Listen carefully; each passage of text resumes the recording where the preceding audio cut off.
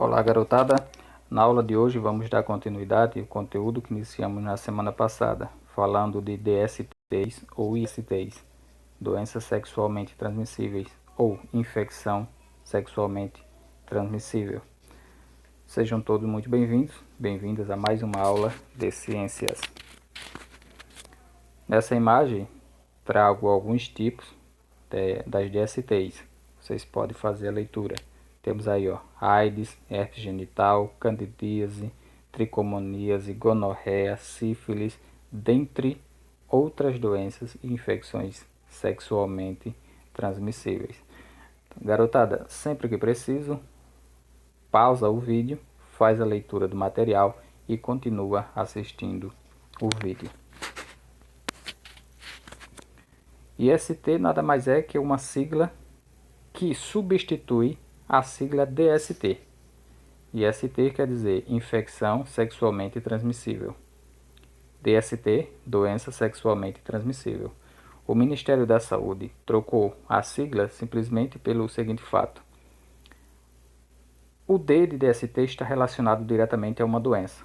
Doença tem sempre um sintoma e um sinal visível no corpo humano. No caso das doenças sexualmente transmissíveis, assim consideradas, algumas delas inicialmente não apresentam sinais e sintomas visíveis. Como é o exemplo da AIDS, em alguns casos, no início, o corpo não vai apresentar sinal e sintoma visível. Então, nesse caso, troca-se a sigla DST por IST, que é uma infecção. Geralmente, as infecções não apresentam sinais e sintomas visíveis. Por isso, a mudança da sigla.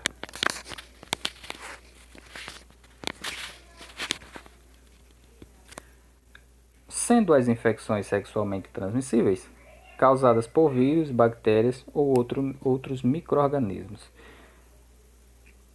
A maneira de transmissão dessas doenças, dessas infecções, pode acontecer de várias maneiras, pessoal. Desde o compartilhamento de objetos de uso íntimo e pessoal, contato com fluidos corporais, como o sangue, a mucosa, ou através do contato sexual.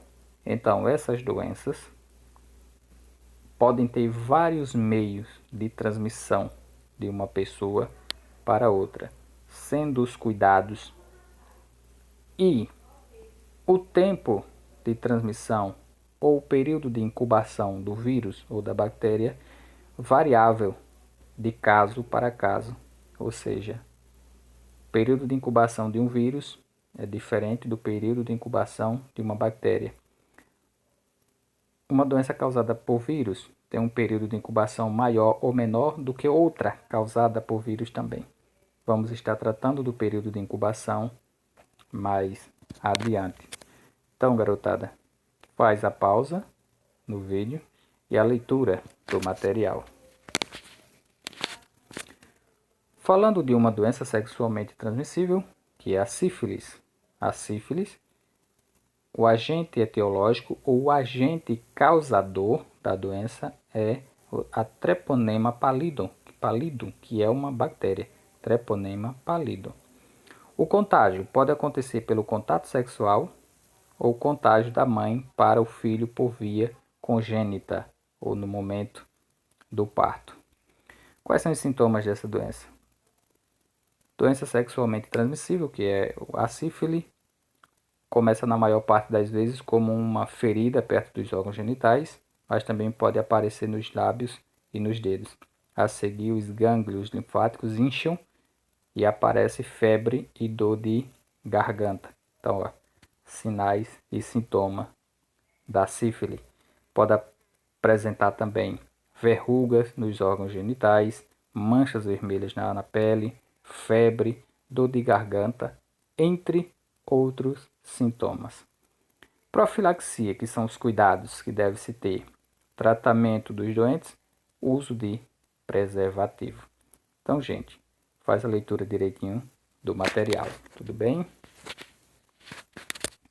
Nessa imagem nós temos aí a imagem da bactéria causadora da sífilis, que é a Treponema pallidum. Ela tem esse formato helicoidal formato de espiral. Treponema pallidum, bactéria causadora da sífilis. Hepatite B. A hepatite viral B é causada por um vírus, como o próprio nome já diz. Hepatite viral causada por um vírus. Esse vírus pertence à família Hepandiviridae. O vírus da hepatite B, ou HBV, é um vírus de DNA. Interessante observar, pessoal, que alguns vírus são de RNA, material genético. No caso do HIV, por exemplo, o HIV é um vírus de RNA. O vírus da hepatite B é um vírus de DNA, sendo esses vírus, vamos falar assim por alto, um pouco mais fácil de tratar, nem sempre é de curar. Os vírus de RNA apresentam as suas características também específicas. A hepatite B é uma doença infecciosa que agride o fígado, sendo causada pelo vírus B da hepatite B. O HBV, que é o vírus causador da doença, está presente no sangue e secreções. E a hepatite B é também classificada como uma infecção sexualmente transmissível. Tenho aqui nessa imagem sobre o Julho Amarelo, que é o mês de conscientização para as hepatites virais. Então, tem aqui como tratar a hepatite B, sendo que a hepatite pode ter vários estágios. E alguns dos estágios da hepatite B não tem cura. Tem tratamento, mas não tem cura. Então, dá pausa no vídeo, faz a leitura do material. Mas quero adiantar aqui para vocês o seguinte: a hepatite B não tem cura. Entretanto, o tratamento disponibilizado no SUS objetiva reduzir o risco de progressão da doença e suas complicações, especificamente cirrose, câncer hepático, que pode levar a pessoa à morte. Então, não tendo cura, mas tem o tratamento que pode inibir a progressão do vírus, impedir que ele se reproduza mais rapidamente. Então aqui, garotada, estão as nossas referências do conteúdo utilizado nessa aula. Qualquer dúvida, entre em contato com o professor. Bons estudos. Obrigado.